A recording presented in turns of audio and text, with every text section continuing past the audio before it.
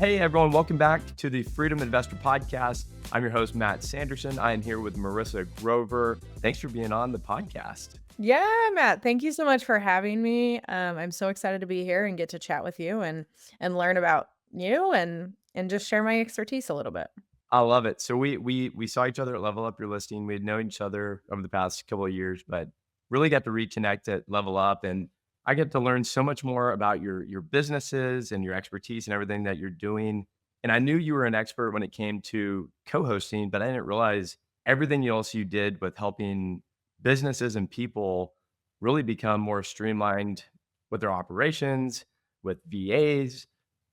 I mean, you taught me so much even about my own business. So today, what I would love to do is for you to be able to peek under the hood of even my own business and what you see with others so that you can help us all become better with not only managing our properties better, but really specifically our businesses. So before we get into this, would love just a little bit of background on you, how you even got into the industry, what you're focused on, and then I'd love to just dive straight into the problem. Yeah. Okay. So thank you so much for letting me be here and let me just share a little bit about me and my story. So hopefully it resonates with you and the people that are listening. So, 5 years ago when I got started in hosting, I got started because my family who lives in a different state wanted to come visit me and my kids. And so they bought a property. And I thought to myself, they were like, if we buy this, we need someone to handle all the things. And I'm like, oh, I can do it. I was just a mom. I just had one kid. So I was like, yeah, I got it. No problem. Right. But I was like, if they're going to front all the money on the property, then I need a front that like knowledge. And I need to make sure that this property is as successful as it can possibly be. So I really just dove in, listened to all the podcasts, read all the books, ordered all the things off Amazon, was like, all the tech tools, Instagram. Like, I was like, I'm going to figure it out. Well, the good news is I did. I did figure it out. And it was booked so often that they couldn't stay there. They couldn't stay at their own property. So they're like, well, I guess we need another, so then they bought another property and then another, and it kind of just snowballed. Well, not too much longer, people were asking me like, "Hey, I see all these properties that you manage and you're having people come in and out and, I need some help with my property. Could you help me?" Well, sure, right? So then I started this property management company on accident. And not too long Yeah. into that. Huh? I said, "Yeah, I mean, I'm kinda doing the same thing too on accident." It's Yeah. kinda funny how that happens. You just fall into it, I guess. Right. Well, not too long after that, like a year later, I was like, you know what? I'm going to get my real estate license. I'm going to get my real estate license because I want to help people buy properties, but really I just want to manage them. And in Texas, where I am, you need to have a license to manage properties, right? That's what I thought. So I was like, I'm going to go get my real estate license. So I spent all the money, got licensed, and I am a learn as you go type person. I'm not really do the research in advance type person. Yeah. That didn't end up working out for me. So I got my real estate license and then they were like, "Well, you need a broker." I'm like, "Well, what's a broker?" You know? Like, "What? This is really scrambling my plans." S So I go and I find a broker that I really liked and I was like, "Hey, listen, I don't really wanna do a lot of the buying and selling. I'm just getting this so I can do Airbnb properties and help people with their properties." Well, he's like, "That's great. You can do that here. We'll open an Airbnb management line of our broker, but we want 25% of top line revenue. Everything you bring in, we want 25% and you get 75." And me, I was like, "Well, yeah, duh. This is going to be great." So it wasn't great. And I built everything and we parted ways and they kept all of my clients. They Wow. kept every single one of my clients. So I had built this company with 17 clients, not homes, clients, and they took it all. And they gave it to a different agent at the broker and they said, "You take it." They didn't know anything about short-term rentals. They didn't know anything. They Wow. didn't have any. And so this person got all my short-term rentals. So, success is not a good teacher. Success is the worst teacher, right? So then I was like, well, what am I going to do now? Right? So I went and got a different broker, and I was like, "Okay, let's do it again. I've done it once, I can do it again." So, my brain didn't learn the first time, and we did the exact same deal, the 75-25 deal. Exact Man. same. Yeah. And, with that word it was a healthy relationship, everybody was happy, but in the long run, traditional real estate is a lot different than Airbnbs, and we just couldn't there was some things that, like, they wanted to do the real estate way, and I was like, "Well, that's not that's not the best for the guests and the homeowners, right? So we parted ways. Luckily, I was able to keep my clients. So I only say that to let you know that I have built this company 3 different times from the ground. So I started on my own, partnered with a broker, started from scratch, partnered with a broker, and here we are. Are you with the new broker? This is really interesting. I wish that I would have told myself this years ago, but I emailed the state of Texas and I said, "Listen, this is what I'm doing. This is what I'm doing. I'm not collecting any, like I am not signing leases. People are not staying longer than 30 days. I'm not collecting deposits. Do I need a license? Do I need a license?" And do you want to know what they said? Nope. They said, "You don't need a license." Yep. And I think that's one of the biggest misconceptions about this whole business, and the biggest gray area is that you have to have your license. And I mean, I Mhm. know there's some nuances which we could probably unpack in a minute, but I know there are certain things you have to have your license to be a property manager. But I think what you're referring to is really being a co-host, which there's a lot of similarities, right? But I guess what you're saying is you're more of a co-host, not a property manager, right? Yeah, so once I emailed the state and they were like, as long as your tenants don't have rights, like they don't have tenant rights, you don't need a license. I'm like, okay, so I have given away 25% of my revenue 2 times Hmm. for something I didn't even need to have. Like, what? you know? Mhm. So anyway, that's a little bit about my story, and people find that really fascinating that I built 3 different times. But all in this process, I no longer have an active real estate license. I just it wasn't the best fit for me. And then the other thing is, like a lot of people listening, when you're hosting all these properties, you're working a lot. And people are like, "Well, you're working from your phone, so you're not chained to a desk, so it doesn't matter." Okay, I hear that. But like I'm also working 80 hours a week on my phone, but like it's still a lot. It's still overwhelming. It's still, I still go to the dinner table at a restaurant and have to walk away. Like is that freedom? I don't know. Yeah. Good question. So I decided, through all of this, when it was all happening, that I was going to dive full into systems and operations. And so that's what I spend all my time doing now. My management company basically runs itself. I'm not involved unless I have to be involved. And I have built a team to where they can handle all the issues without me.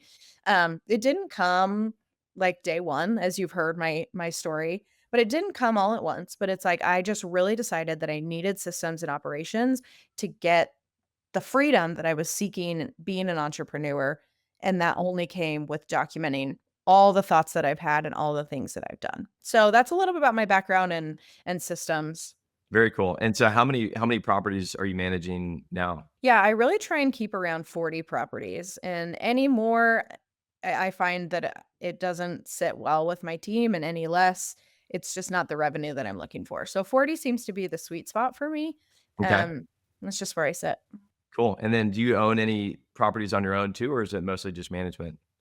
Yeah, so my family owns 9 properties, um, Wow. and then So the from rest are scaling from like managed. nothing, they have now 9 now after what, 5 years? Yeah. Wow. Okay. Are they all in Lubbock or where are they at? Can you give us a little feedback on that? Yeah, so, well, we actually own 20, 9 are short-term rentals and 11 are long-term rentals, but I don't touch the 11, so I don't really count those. Mostly all the short-term rentals. Yeah, I just do the short-term rentals, but they all are all in Lubbock. Okay.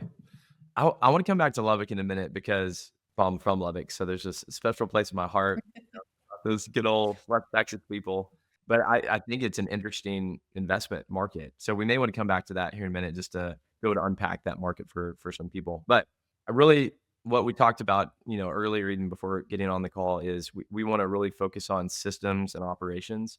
So for me in particular, I kind of stumbled into this thing too back in 2020, and I was so scared to manage all this stuff. I remember the fear. You probably deal with this all the time with different clients, like, they're kind of too scared to do it on their own. They already maybe have a full-time job and now they're having to like manage this stuff on the side. And I'll never forget when I bought my property in Fredericksburg, Texas, the owner of the property literally convinced me to manage it on my own because I was gonna go hire Absolute Charm in Fredericksburg, which they're a great property manager. They would have charged me 20%, but my fear was so great at the time that I was like, I don't care. Like, I'm just gonna let them have 20% because I'm too scared. And it was the owner of the home was like, Matt, you can do this. It's not that hard. And I was like, what? I was like, really? And she's like, yeah, it's not that hard.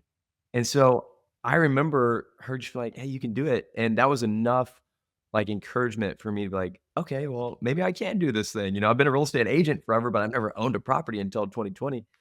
And so then I took over and I looked under the hood of what she was doing. And basically, she got me over the hump, but I realized, man, she was managing the property horribly.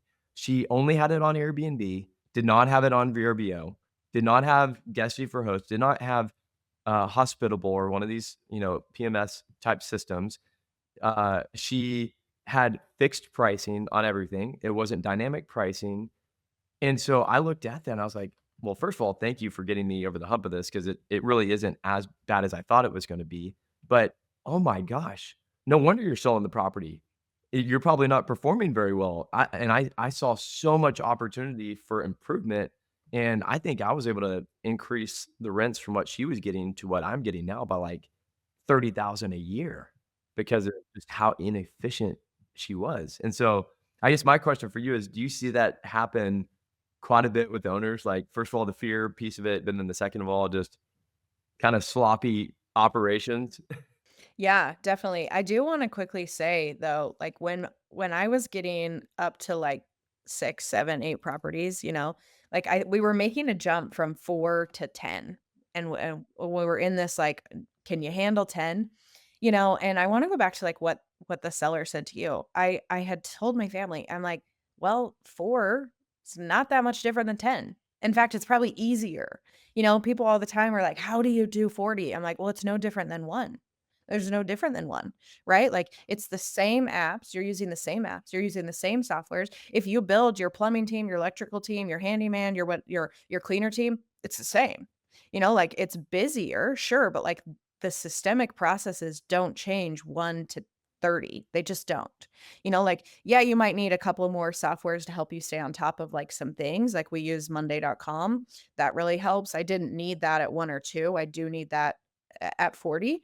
Right? But, like, the process doesn't change, Mhm. So I would just like to encourage people, like, if you have one and you're like, "I can't handle more than one." Well, you can, because it's not much different, and I'm here to tell you you can do it. Well, so what I would love to hear, I mean, that's encouraging for me because, I started with one, didn't really know what was going to happen. And, you know, most people, when you buy these short term rental properties, you kind of catch the bug and you're like, oh, I want to buy some more of these things. And then you start seeing, oh my gosh, you can make way more returns here than you can most other places.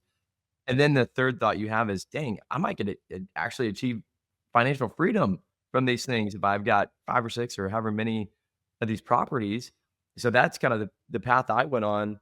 But you're right, experience is a hard teacher. It's like you have to learn the hard way. I didn't have a coach like you to help me kind of through this whole process. I had to figure it out and find stuff on Instagram, people out there just putting out content to figure it out on my own. And, I've learned enough systems now to be dangerous, I would say, but I think there's still a lot of help you could even help me with. And so I'd love to tell you a little bit about my systems, let you kind of peek under the hood and then give me some feedback on any recommendations you would have. And that way, anyone else that's dealing with similar situation to me, you could provide some value to based on your expertise. So right now I've got 4 short-term rental properties. Um, I still, have a full-time job as well in addition to those, but it's nice because I've got some supplemental income with the properties, which is nice. I use Guesty for host as my property management system, directly connected with VRBO and Airbnb. I still have not done a direct booking site, even though I hear all the experts say you need to do it. So I'd love your feedback on that if it's even necessary. I set up some Instagram accounts for these properties, but barely touched them because I just don't have time. But maybe that's where the VAs can help. And I use Price Labs for my dynamic pricing. Use QuickBooks to capture really all the accounting. And I've got basically guest communications is all through Guest You for Host that I've already created these templated messaging for one for when they book, two when they check in, three when they check out. But I should probably be doing some more where like, day of check in, I should probably do a follow up after with like doing a review thing. So that's probably some of the written stuff you're talking about. And I've realized I can manage it on my own, but I've now added my wife as a co-host, and now I did my sister as a co-host because I'm like, I like buying properties, but I'm not as good at, managing these properties as some people, and nor do I love it as much as some people. So I've been wanting to streamline it way more and better. Bookkeeping is a big problem I've faced. My sister came in to help with that. Then I'm trying to train her up because bookkeeping for normal businesses versus properties is very different. And it's been a nightmare. I've gone through like 3 or 4 bookkeepers. And so I'm kind of in a mess right now where like these properties are doing well and I'm loving it. I want to scale more properties, but I'm now kind of at that critical mass where like I just don't have the time to really scale yet. And so I really need your help figuring out my own problems so We're that gonna I get can emotional just here on this I know, podcast. and streamline it because I want to buy more. So how can you help me? Yeah, And this is a I'm good sure, by question. you helping me, other people will be helped as well. Yeah, I love this. I love your vulnerability. I think there's so much that we can learn from this. And I want to say something before I dive into all these questions. I want to say first of all, this is a huge barrier, okay? This is a huge mindset shift. Get ready to have your mind blown, okay? Bring it. This is it. Your softwares are not your system. Okay? Your softwares are not your system. People all the time like you are like, "Well, I have Guesty, that's my system." That's not a system. That's a software. That's a tool. They're like, "Well, I have Price Labs, that's my system for revenue management." That's not a system. That's a tool. Right? So like all of these people are relying on these softwares to carry their business, but do you have like and you don't have to answer this if you don't want to, but like, do you have in Price Labs, like, okay, every Monday we get in Price Labs, we're reviewing the pricing for this week, for this month, for this quarter. We're taking a competitor analysis. This is what you click. This is what you press. This is what we're diagnosing. Now we're implementing. Like, if you don't have that built out, you don't have a system. You have a tool. Yep. Well, I'll be transparent. I mean, I always want to be transparent on this podcast. I mean, yeah, my Price Labs, I usually go in there when I'm not getting bookings. I'm like, why am I not getting bookings? And then I'll go in there and make tweaks. And then if I start getting bookings, I'm like, okay, well, things are running a little bit better. But I do not have a scheduled time to really evaluate that in a more strategic way. Yeah, so that's a system, is setting aside a day and time. You can do it weekly, you can do it monthly, you can do it however you want. But setting aside on like for me, it's Mondays. Every Monday at 9 a.m., we're gonna get in the Price Labs. We're gonna look at our competitors. We're gonna press this button. We're gonna click this. We're gonna, analyze the data coming up. What's going on in 6 months? What's going on this month? I am not a revenue manager, so you'd want to talk to a revenue manager specifically, but that's a system. That's what you need to scale, right? If you bring on a VA, if you bring on your wife, if you bring on your wife's sister or your sister, they need a system. They don't need tools to scale. They need to know, what would Matt do in this situation, and that needs to be documented, right? So that's Price Labs. I want to kind of switch to bookkeeping. You talked about that being your biggest pain point. Mhm. So Mhm. bookkeeping is a nightmare. And I will tell you one thing that I do that is super different than everybody else, super different. And then I'll tell you one tool that has really helped me.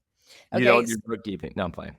I do Is that have a what's different? bookkeeper. No. You I okay? have a bookkeeper. I don't do it myself. But the thing that I do that's incredibly different than everybody else is I treat my business like a corporation. Okay, so you don't walk into McDonald's and be like, "Hey, can I order a burger? I'd like to pay with Venmo, please." No. You Mhm. no. So I have an accountant, I have a bookkeeper, we have a CPA, right? All these people that are evaluating my books.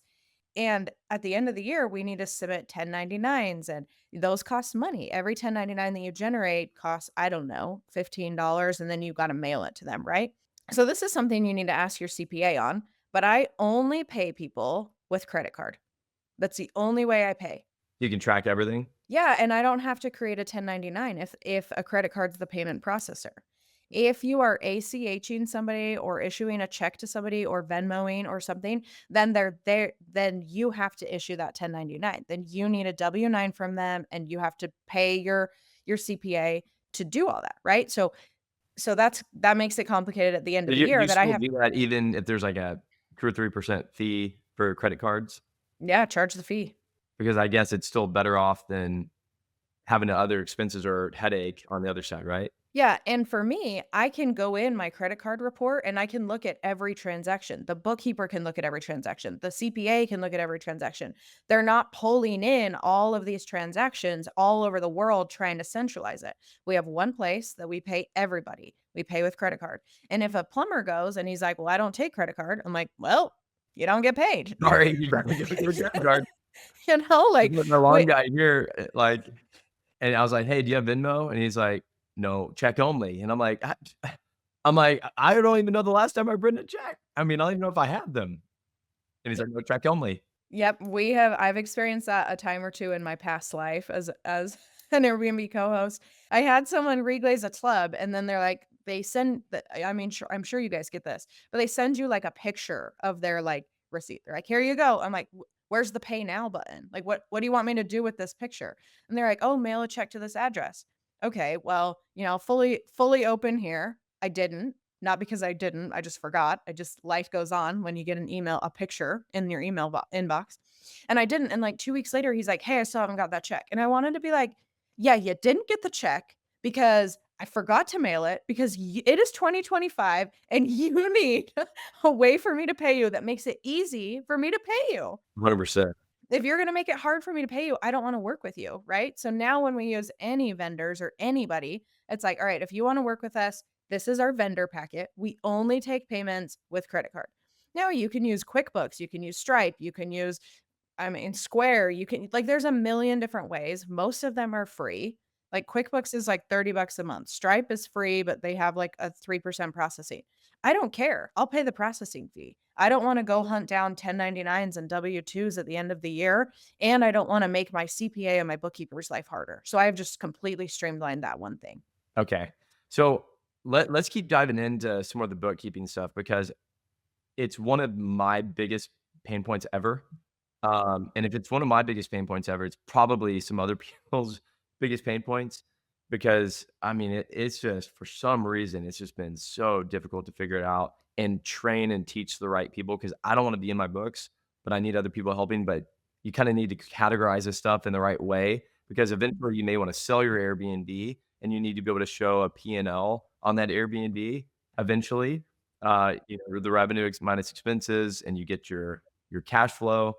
And then there's even cost segregation where you've got depreciation added in. I mean, all sorts of stuff, which is incredible, but you need some really good experts. So, what does that team look like?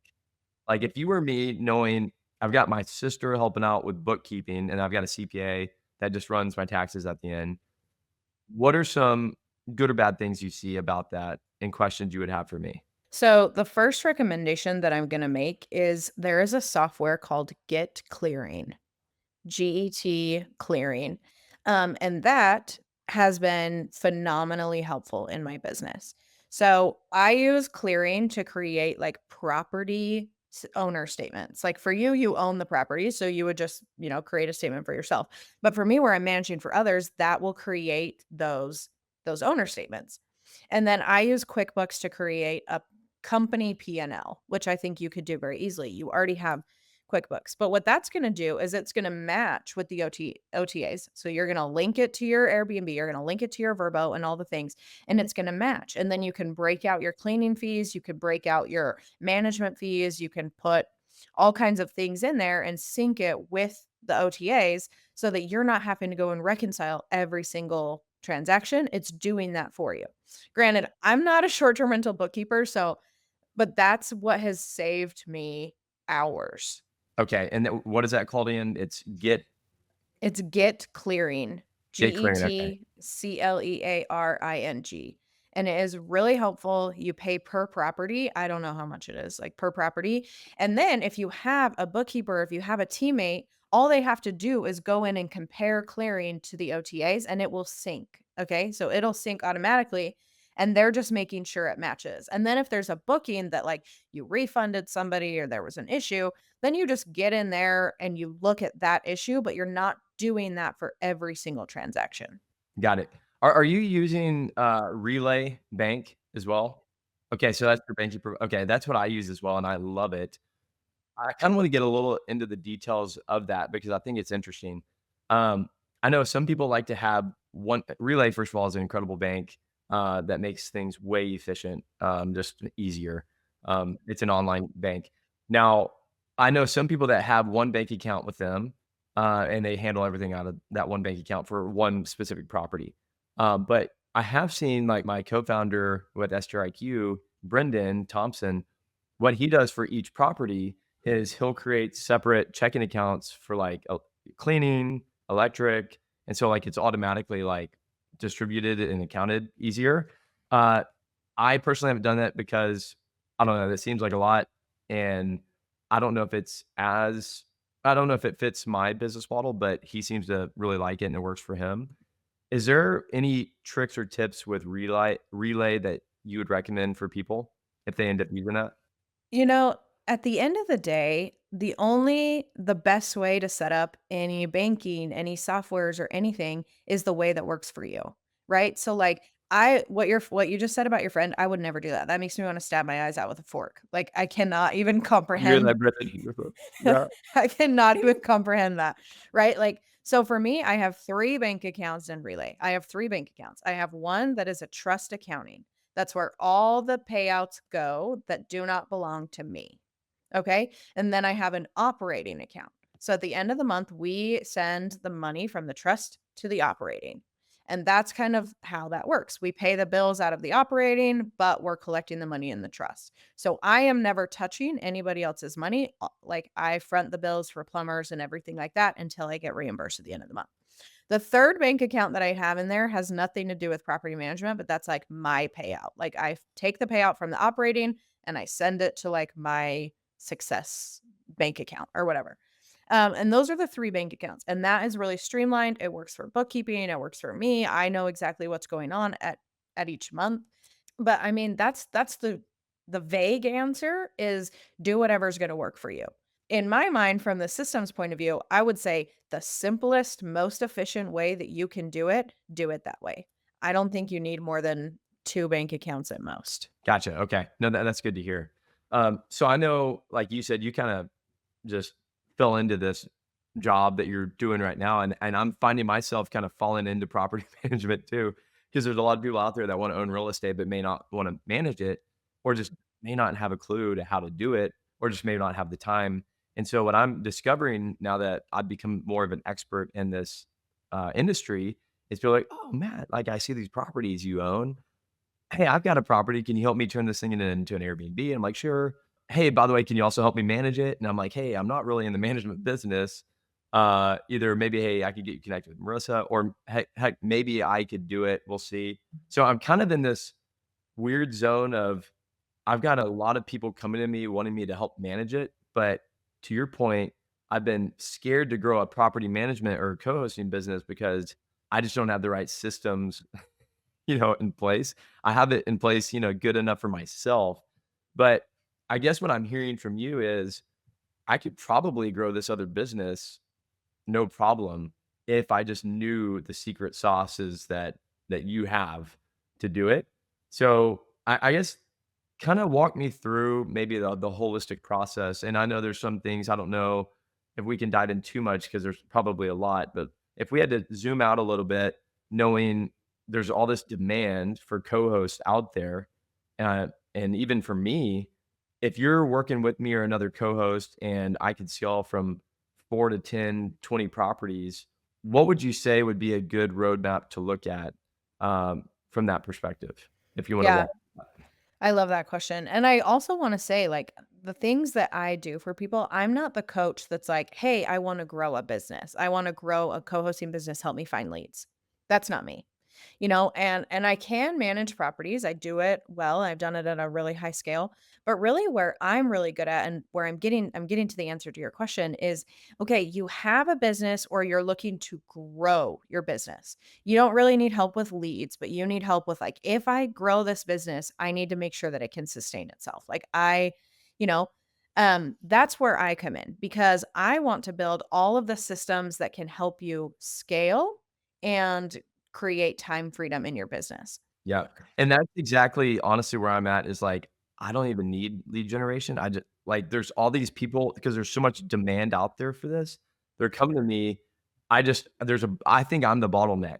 So, well, I guess what you're saying is you can help people get that bottleneck removed and allow the business to operate and grow way more efficiently, right?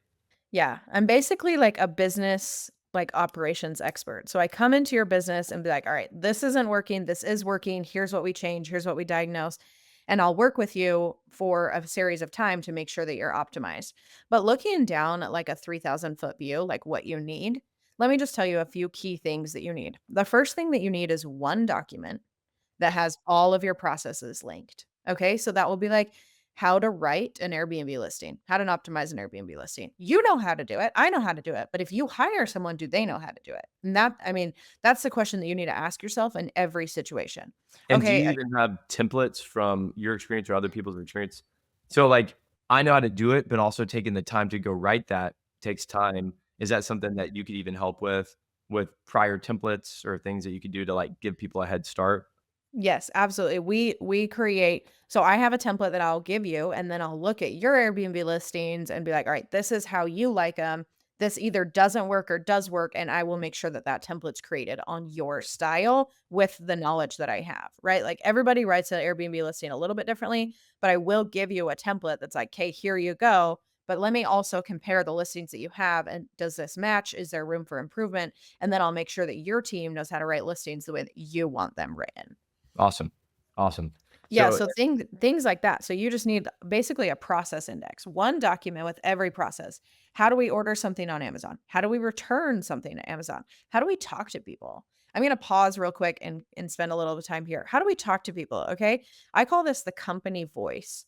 So when you're messaging a guest, the way that you message a guest, that's perfect. But if you bring in somebody, you want them to sound like you. You want them to be your right arm and then be like, the guest to be like, "I am talking to Matt," right? And so many people look past this. They're like, "Oh, I'll just hire a VA or somebody and they'll just handle the guest messaging." But are they handling it in a way that represents your company values, that represents the core that you are, right? Like, what do you want to sound like when you talk to people? Do you want to sound friendly? Do you want to sound authoritative? Do you want to sound bubbly like me or do you know? So, let me explain this in a different way. The way that we say thank you in our world can be different for everybody, right? Like it can be like, "Thank you," yeah. or it can be like, "Thank you, period," or it can be "Thank you," exclamation point, or it can be like THXU. Like every person texts that phrase differently. And you have to think about that from a company standpoint, right? Like, how are you saying these simple phrases? And you need to make sure that that tone of voice, the way that you want to sound, is consistent, whether they're emailing, whether they're messaging on the Airbnb app, whether it's a new owner trying to work with you. You want to embody and teach your team to embody all of this. So I build out a company voice document. Here's what we're trying to say. Here's how we say it in our business. That's something that you need to have is like, how do we treat people? How do we talk? And then have that and everything else linked in one document, like all the things that relate to your business, like, all right, let's say a plumbing issue happens. Do we call a plumber right away? Do we call a plumber when the guest checks out? What plumber do we call? How do we talk to the plumber? Like, are we just like, yo, the toilet broke, get over here right now? Get Or, on over. like, Yeah. I worked really hard to develop the relationships that I have with the vendors to build that trust with them. And so when I bring in team members, I don't want them ruining those relationships. These are people that I love and care about and take gifts to for Christmas, right? Like, I don't want them throwing that relationship away. But I also have to teach them, like, when you text this person, they're like pest control, like they're really, really, really busy. They will prioritize us over their other requests, but like they're really busy. Be kind, be considerate to them. Be like, "Hey, we have this issue. When's the earliest that you can go? This is the dates that it's booked." Like I teach that to my team because it's important to me. And I think so many people are like, "All right, get into my management business. And if a plumber calls, this like call him." And I'm like, well, you're throwing them out to the wolves. You're going to lose the Yeah. relationships that you have, You haven't properly trained them. Yeah, and so many people do that. So, knowing how you talk to people, knowing, like I create a company one pager. If somebody's like, "Marissa, what do you do?" It's like, "Here you go. Here's what I do." Right? We also have a client guide. So, anyone that works with us gets a PDF. It's like 18 pages. It's ridiculous. Like nobody needs that much information. But like if they have a question, like what does Marissa do? I emailed you an exact pamphlet of what we do and what to expect and what my role is and what your role is. Love it. And I think that's so helpful. And I think something that you could do today to start this. I know I'm overwhelming all of you, But something you could do today is write a list. Just take a blank piece of paper and write what I am, what my company is, who I am, right? And then who we're not. Just who we're not. And that sounds so simple, but like when those hard decisions come or when there's a client that you like aren't really sure if you should take on, you look at that list. Does this reflect who I am? Or is it pushing me towards the who I'm not? Like, am I getting like aggressive? I don't want to be aggressive. If I'm feeling aggressive, then that's probably not the right fit. Is it somebody that I want to go have a drink with or want to go get ice cream with? Okay, then that probably checks that box. But if it's making me uncomfortable, if it's making me feel away, or if it's any of the words that I don't want to be, then that one piece of paper can make those hard decisions for you. Don't put yourself in a situation where you have to make a decision on the spot. Have things documented so when those situations come up, you're like, that doesn't fit my business. That doesn't fit where we're trying to be. I love it. So what I'm kind of thinking through right now is who are the teammates that I'm missing right now? Because it sounds like I need what is it called? A SOP, that plan, even with all the links that you're talking about. I need to be able to mentor and train my team, which takes some time up front, but it helps in the long term. But I think the third question I'm thinking is who are those teammates? So, I've hired my sister who, I probably need to train her better, honestly, to basically come and help manage or co-host these properties with me and be my bookkeeper. So she's kind of a quasi virtual assistant, and bookkeeper, which I know sometimes those are split or oftentimes split. Thankfully, she was an accountant like 4.0 from LCU. Love it. There we go. So she's a smart cookie. But I guess who are those teammates that you typically recommend besides like the obvious? I mean, we all need cleaners, pest control, that stuff. But like, who are those core teammates that I need or most other co-hosts or owners need out there to be more efficient? Yeah, so that's one thing that as you scale, you have to add team members. Like as I said, like 3 is no different than 10. It's not, but like you need help. Like you're not going to I didn't hire my first employee till 30 and I regret my whole life basically. Till 30 properties. But Yeah. anyway, the team that you need. So I have 3 virtual assistants that run my management company for me. And something that we do is when we're working with a company on systems and operations, we train their team. So like you said, like I have to train my sister, I can train your sister. Like we're going to build out your So you guys operations. come in and even do the training for them. Yeah, once I understand your processes and your softwares and like understand like this is working, this is not working and create optimal solutions, we're then going to go train your team so that you can still work your job and buy properties and you're not so sucked in to training the teammates. So we're basically training a team and integrating them into your company the way that it should be most efficiently ran. So I have 3 VAs. I have a bookkeeper. We have cleaners and maintenance people, like you said. And then I have an operations manager. Operations manager. Okay. Mhm. So how much are you actually in your business day to day? So you've got what, 40, how many properties? 45 that you're managing, right? Friends, family, clients, I mean, all the above. Yeah. How much are you actually in the business versus what you've trained your team to be doing on a weekly basis? I work about 10 hours a week, maybe. Really? Maybe less, yeah.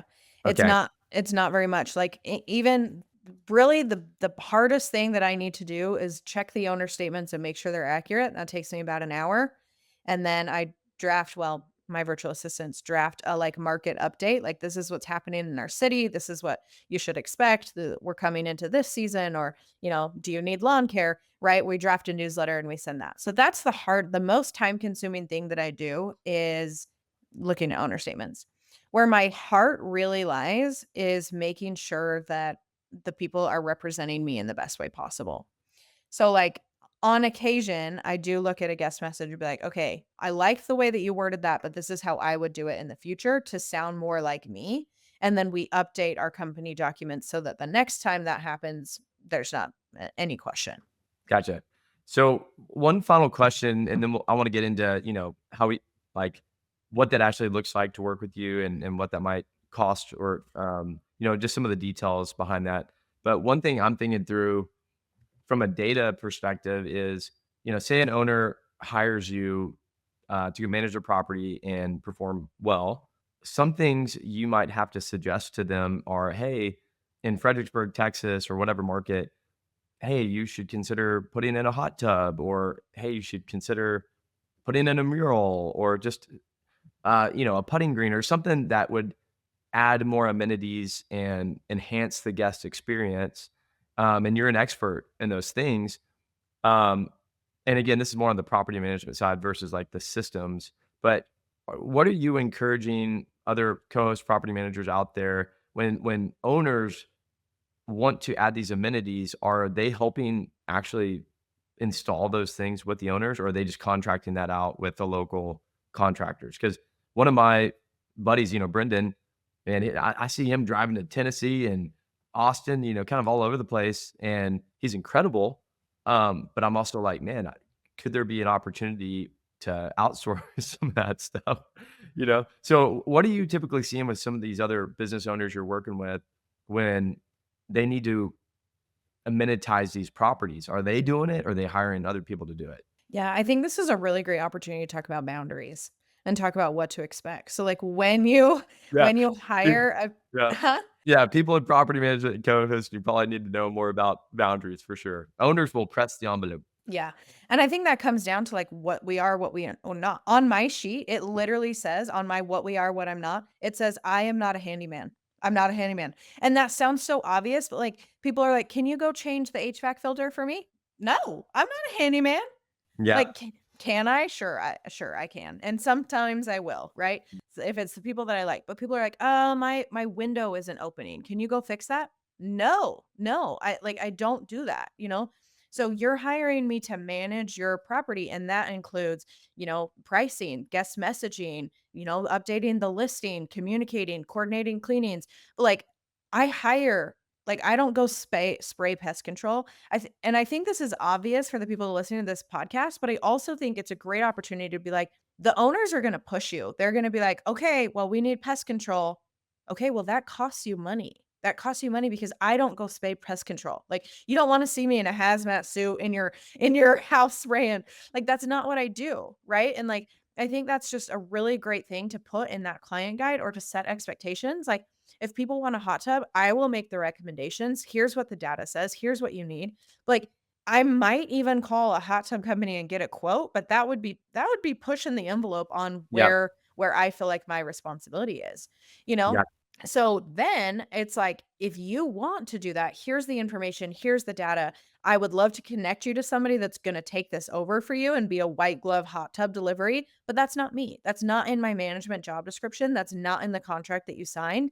And I think that's really, really, really important is just having that outlined. Like, I don't do that, you Yeah, know? no, that's a very good point. I mean, just because, when you stumble into this, like many co-hosts out there, you're kind of the jack of all trades. You're kind of doing it all because you love the client. You want to grow your business, but at some point you do need to put in some boundaries. So that's good encouragement of, hey, know who you are, but also know who you're not, and stick to it, and be firm with it. And it'll be fine. Yeah. And I think if you want to do something that's what you're not, well, then charge for it. Like if you're like, this is who I am, this is what I do, this is what included in your price. But like, if you want me to handle 100% of the hot tub, here's my hourly rate. You can pay it and I'll do it. Right? Like, I don't think you need to leap over your boundaries for somebody and not get paid, and I think so many people are doing that. You don't need to be doing that. Yeah, no, that's a good point. Well, awesome. Well, hey, so I know when we were at Level Up Your Listing, great conference, by the way. Natalie and Tatiana put on an awesome conference just a few weeks ago. I think they're already planning the one for next year. So if you haven't gone, you need to go check out Level Up Your Listing. Such a fun time. We talked there, and you told me about your podcast as well. And we had, funny enough, I just launched this one about a week ago, and I think you were my first review. There we go. Yeah, Love it. yeah. But I know you have been a pro for a lot longer than I have in it. And so I know you've got a podcast, you've got all sorts of different resources out there. Where can people connect with you and get to know and learn more about you? Yeah, I love this. So, I am really active on Instagram. Reach out to me on Instagram. I do have a podcast, it's called Hello and Welcome, and it's pink. Everything I produce is usually very pink. And then we do have a community that talks all about systems and operations. You can connect with me on Instagram and I can show you the way. And then if you're looking for, somebody to help you with your systems, with your operations, not your softwares, remember those are different. Your softwares are softwares, not a system. But if you want somebody to help build your system or find you a VA, train your team on your softwares, that's what I do. And I do want, before we leave, just so guests know, and so even I know, because I may want to hire you after this call, is you're more from a consultant standpoint, you're consulting with these business owners that are more STR related, right? And so is it more of an hourly cost, or what does that look like from a cost perspective? And I don't know, it may be different per client, but are you able to give some details on that? Yeah, so typically what we do with a systems build out is I work with you for like 5 months. What people want, they come to me all the time and they're like, "I want you to build out my monday.com. I want you to build out my SOPs." Okay, I can do that and I can come up with a one-time price and do that, but what you want is different than what you need, okay? Yeah. If I build out your monday.com and then I deliver it to you, in 3 weeks, you're gonna be like, "I don't really know how to do this thing," or like, "I'm a little bit confused about this," or, "Can we add this thing and I don't know how to do it." Well, like, that's why we've transitioned to be more of like a retainer base. Like, we have a 5-month program where I'm in your business, I'm documenting your SOPs, I'm writing down all of the stuff, I'm helping you when a client comes to you and they're like, "What do I do in this situation?" This is a systemic problem that I'm solving, right? So that's what we do is we get in and we build the back end system so that you can scale. In that, we can help you find a team, we can train that team, we can integrate them into your business, all of that. But the systems is a 5-month plan and it is, generally about $10,000. Okay. So amazing. After 5 months, you've basically built all the systems, and now if that person has 1 property or 2 or 10, they can now scale to 20 or 30 or 40 properties pretty efficiently and easily, all because it's been built. Yeah, and we work with all kinds of short-term rental entrepreneurs. So you could be a bookkeeper that's like, I can't keep up with my bookkeeping, like my client database. Like, did I send them their P&L? Did I send them all their owner statements? You could be a bookkeeping company. You could be an interior design firm. Like, all right, we design short-term rentals, but we're having a hard time with the back end operations. That's where I help.